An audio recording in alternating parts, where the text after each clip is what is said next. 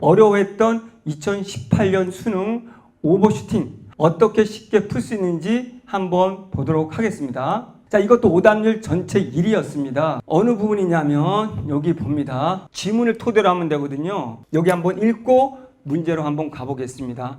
자, 이제 오버슈팅이 발생한다고 했어요. 그러면 가령 국내 통화량이 증가하여 유지될 경우는 그대로 이제 인과관계 국내 통화량이 증가하여 유지될 경우 물가가 경직돼서 실질 통화량은 증가. 잘 모르더라도 인과관계 상대수로 적으세요. 그러면 물가는 아마 이걸 겁니다. 실질 통화량은 이거 분모로 내려옵니다. 앞에 나올 거예요. 물가가 경직, 변하지 않아서 분모는 그대로인데 분자가 늘어나니 실질 통화량은 분자가 늘어나니 늘어난다는 겁니다. 이렇게 이해를 못하더라도 상대서술로 이에 따라 시장금리는 하락한다. 그러면 시장금리 이렇게 적습니다.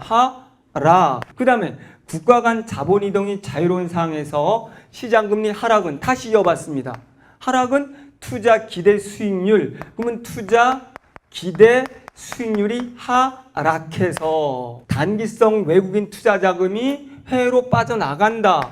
해외로 빠져나간다. 설명하지만 이런 설명 필요 없어요. 수능날은. 그런 생각할 기회가 없거든요. 그러면 우리나라 은행 이자는 2%를 주는데 옆 나라 예를 들어서 중국이 5%를 준대. 그럼 미국에 있는 돈들이 다시 어디로 우리나라에 있던 돈들이 금리가 더 센 중국으로 빠져나간다는 거예요. 신규해. 그러면 미국에 있는 돈들이 투자 우리나라한테는 신규로 들어오는 거 이것은 줄어들 것이고 단순하죠. 이 과정에서 자국 통화의 가치는 이렇게 계속 우리나라의 통화 가치는 떨어질 것이다.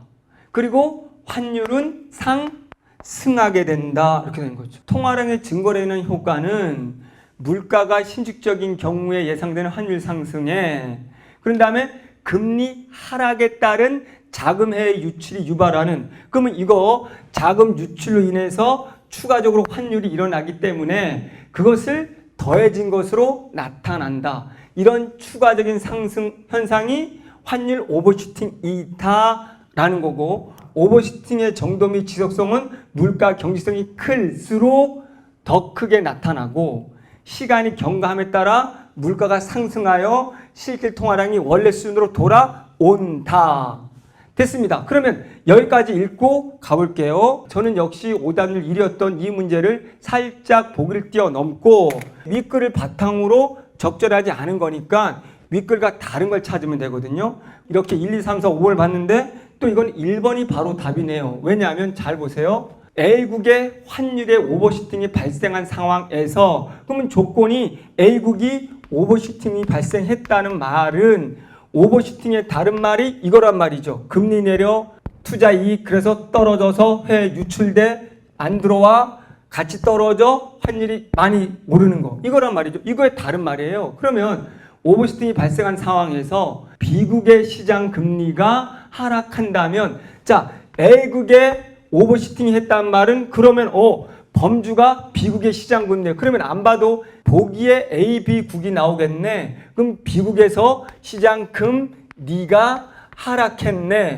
그러면 오버슈팅이 발생했다는 말은 논리상 얘도 논점이 이거겠네. 이 나라는 A가 금리가 하락한 상태고 금리가 하락해서 오버슈팅이란 해외로 돈이 많이 빠져 나간단 말이죠. 그럼 논리상 A, B국이 있으니까 A국의 돈이 B국으로 가는 거죠.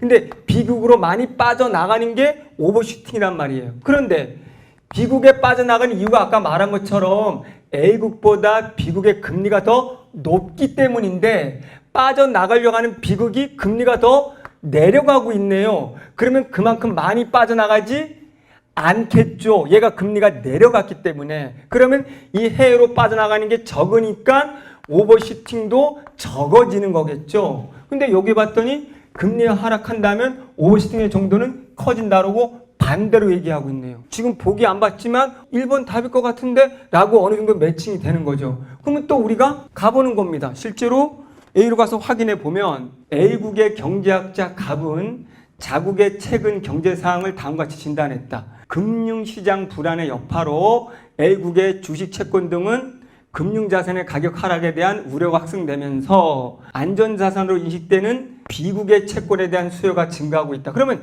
저는 사실 이 부분은 잘 안 봅니다. 왜 잘 안 보냐면 지문에서 주식 채권 등을 다루지 않았거든요.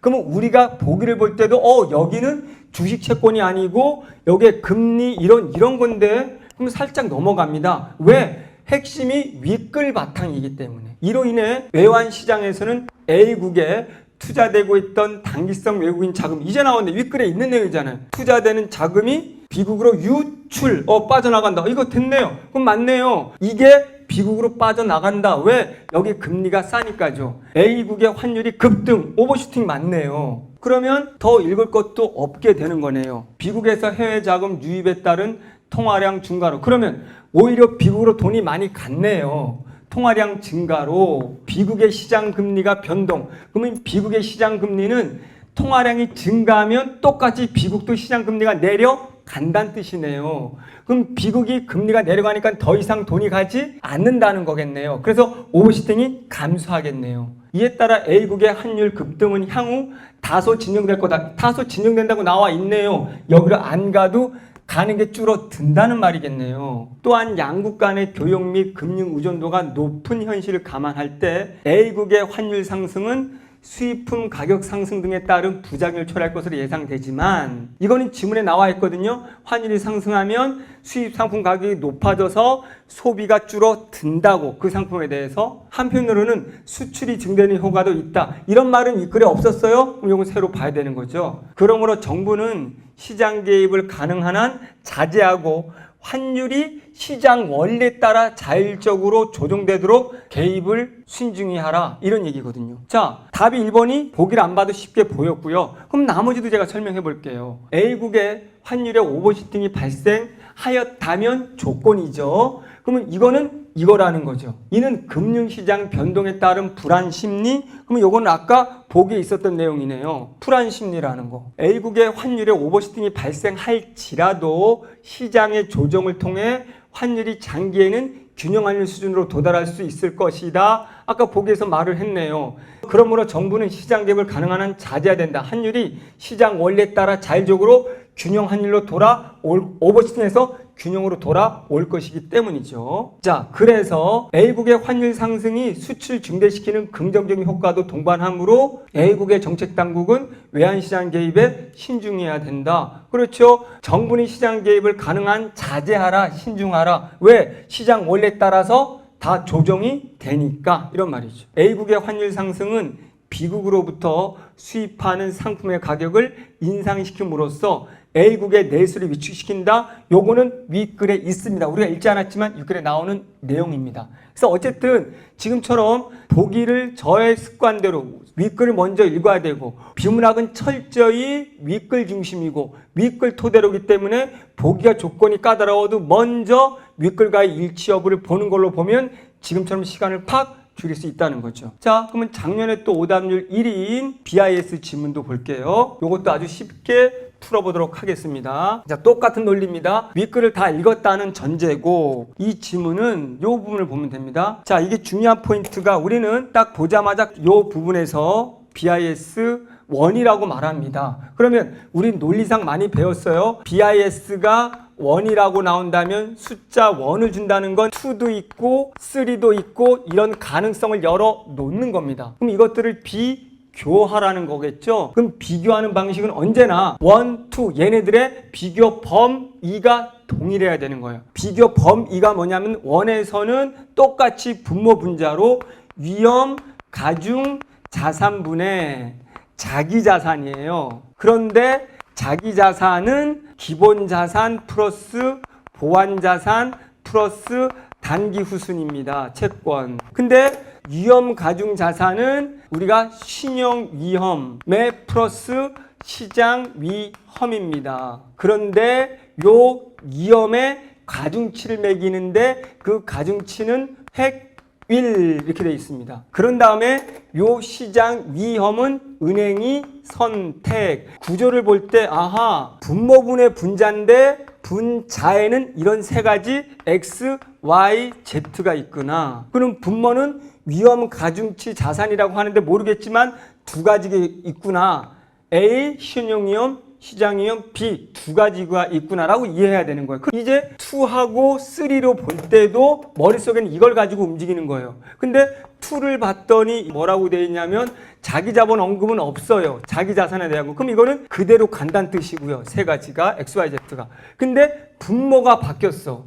봤더니 신용 위험에 추가된 게 신용도라는 게 추가됐어요. 그러면서 신용도에 따라서 획일적으로 매기던 게 획일적이지 않고 신용도에 따라서 다양하게 국채 0에서 150, 회사채 20에서 150으로 다양해졌네? 그럼 비교라는 건 요게 달라졌구나. 또 한 가지 그대로 이게 시장 위험인데 여기는 원에서 은행이 선택하도록 했습니다. 그런데 읽어봤더니 달라진 게 구조상 여기도 은행이 선택하는구나. 그럼 이게 달라졌네 라는 겁니다. 2가 달라진 거. 그럼 우리 머릿속에 원이라는 말 때문에 2랑 비교해야 되는데 범주는 분모 분자 같겠네 이렇게 된 거예요. 그럼 이거 보이면 다 읽은 거예요. 이거는 없네 그대로네. 근데 이제 결정적으로 3까지 나옵니다. 근데 3는 봤더니 결정적으로 얘부터 시작해. 자기 자본인데 여기에 기본 자본 플러스 보완 자본 단기가 있었는데 단기 후순위 채권이 있었는데 얘는 제거한다고 했고요. 추가되는 게 기본 자본이 최소 6%가 돼야 된다. 이겁니다. 그런데 봤더니 뭐는 없더라. 신용 밑에 위험 가중치라는 건 자산은 변화가 없습니다. 3에서 초점을 둬야 될 건 바로 요겁니다. 자기 자본의 최소 6%나 이거 없앤다는 거예요. 그러면은 우리가 지문을 토대로 먼저 이렇게 읽었습니다. 논리적으로. 작년에 어려웠던 이 지문을 그냥 저 역시 습관적으로 보기보다 윗글로 갑니다. 그래서 쭉 읽었습니다. 쭉 읽었더니 갑은행이 위험 가중 자산의 변동 없이 보완 자본을 그러면 저는 딱 이거부터 보이는 거예요. 보완 자본 10억 원 증액 한다면 바젤3 협약에서 보완된 기준을 측정한다. 분명히 바젤3라는 조건은 보완 자본은 얘기도 없고 기본 자본을 얘기해야 되는데 보완 자본이 아무리 많이 올리더라도 얘가 최소 6%가 안 되면 바젤3 조건이 안 되는데 왜 보완 자본을 얘기를 하지? 라고 3랑 이게 보여야 되는 거예요. 3에서의 변화의 핵심, 비교 변화의 핵심은 기본 자본을 6%로 만든다고 했거든요. 그리고 나서 보기로 가봤을 때, 자, 위험 가중치를 반영하여 산출한 위험 가중자산 분모 300, 300, 400이니까 아주 단순하게 이 정도는 할 수 있죠? 1000이 되는 거죠. 그럼 분모 1000분의 기본 자본, 보완 자본 단기 순인데 얘는 제거합니다. 50억 분의 20억이 됩니다. 그러면 이게 8% 이상이 되려면 얘가 머릿속에 기본 자본이 최소 6% 이상이 돼야 되는 거예요. 그러면 1000분의 60이 되려면 얘를 10억을 올려야 되는 거지 얘는 몇백억, 몇천억 올려도 상관이 없습니다. 조건에 상관이 없는 거예요. 그렇기 때문에 일단은 중요한 포인트는 얘가 되는 거죠. 얘를 10억으로 올렸을 때 최소한 6%로 만들고 그 다음에 얘가 8%니까 얘가 20이 되는 거죠. 그런 다음에 뭐 더 늘려도 그건 아무 상관이 없는 거죠. 그러니까 여기서의 조건은 이거라는 것을 벌써 독해할 때 읽었는가가 굉장히 중요하죠. 그러면 크게 계산 어려움 없이 쓱 읽어봤을 때 이거구나 라는 거죠. 그러면 나머지는 하나하나 또 계산을 다 해볼게요. 그러면 갑은행이 공시한 BRC 비율은 바젤위원회가 제시한 규제 비율을 상회, 더 크다. 바젤위원회는 8%인데 갑은행은 다시 1000분의 여기에 봤더니 뭡니까? 110이죠. 그러면 11%니까 8%보다 큰 거고요. 갑은행이 보유 중인 회사채 위험 가중치가 20%였다면 BRC 비율은 공시된 비율보다 높았겠군. 여기에 봤더니 조건이 지금은 회사채 반영이 가중치가 50입니다. 회사채가 50%였기 때문에 300억이면 만약에 원래 원가는 600억이라는 거죠. 지문을 보면. 그러면 600억에 50%를 해서 300억이 됐어. 근데 이거를 600억에 20%로 낮춘다면 6, 20이 120억이 되는 거죠. 그러면 300, 120이니까 420, 820 820이라면 820분의 110이니까 8%다 훨씬 더 커진 거죠. 그럼 계산해야 되는 거죠. 이렇게. 자, 그런 다음에 3번 갑 은행이 보유 중인 국채의 실제 규모가 회사채의 실제 규모보다 컸다면 위험 가중치는 국채가 회사채보다 낮았겠군. 이 말도 좀 어렵죠. 근데 일단은 이걸 알았어야 돼. 얘 회사채 실채는 600억이란 말이죠. 그러면 국채가 얘보다 컸다라면 뭐 700억도 되지만 계산 쉽게 생각하게 1000억이라고 합시다. 얘보다 크게. 그러면 1000억에서 만약에 우리가 300억이 됐다면 얘는 가중치를 30%로 준 거가 되는 거죠. 됐죠? 얘는 50%지만 자, 그래서 보여지는 것처럼 국채의 실제 규모가 회사 실제 규모보다 컸다면 위험 가중치는 국채가 더 30% 정도로 낮았다는 거죠. 자, 갑은행이 바젤 1의 협약 기준으로 신용 위험에 따른 위험 가중치를 산출한다면 회사채는 600억이다. 왜? 조건이 바젤 1으로 바뀌었어요. 바젤 1일 때 회사채는 무조건 위험 가중치가 동일하게 100%였단 말이죠. 그럼 원가가 600억에 100%면 600억 원이 되는 거죠. 자, 이렇게 설명을 다 드렸습니다. 복잡하죠. 그러나 윗글로 봤다면 거의 계산 없이 이 단어가 눈에 들어와서 아닌데 기본해야 될 것 같은데 라고 하면서 쉽게 풀어갈 수가 있는 거죠. 제가 지금 풀어가는 방식들을 설명했고요. 보기 무시하라가 아닙니다. 윗글을 더 중시하고 갔을 때 답을 쉽고 빠르게 찾을 수 있다는 것이고, 이 논리라고 하는 건 다른 셈하고 달리 철저하게 내 지식을 읽어 넣지 않습니다. 배경 지식을. 지식 설명하지 않습니다. 비문학 주어진 지문을 논리대로 객관적으로 읽어서 그 안에서 그 내용과 선택지의 일치 여부를 보는 거지 억지로 선택지하고 매칭을 시키진 않습니다. 정확히 읽는 걸 강조하고 그것만 제대로 읽는다면 보기를 읽어내는 데는 수월하거든요. 그 범위 안에서만 사고하고 연결하니까 윗글을 중시하고 그 지문을 토대로 선택지와 비교하고 그 보기 조건도 윗글의 어느 부분인지 그 부분을 찾아가서 역으로 윗글과의 일치 여부를 확인하는 방식으로 풀어간다는 거 명심하시고, 이렇게 경제 지문도 어렵다고 느끼지 마시고 지문을 논리적으로 인과관계로 상대적 소수로 읽어간다면 충분히 쉽게 문제를 풀어갈 수 있을 거라고 보고요. 또 열심히 공부를 해서 이제 경제 쉽게 잡고 국어도 꼭 100점 받으시기 바랍니다. 감사합니다.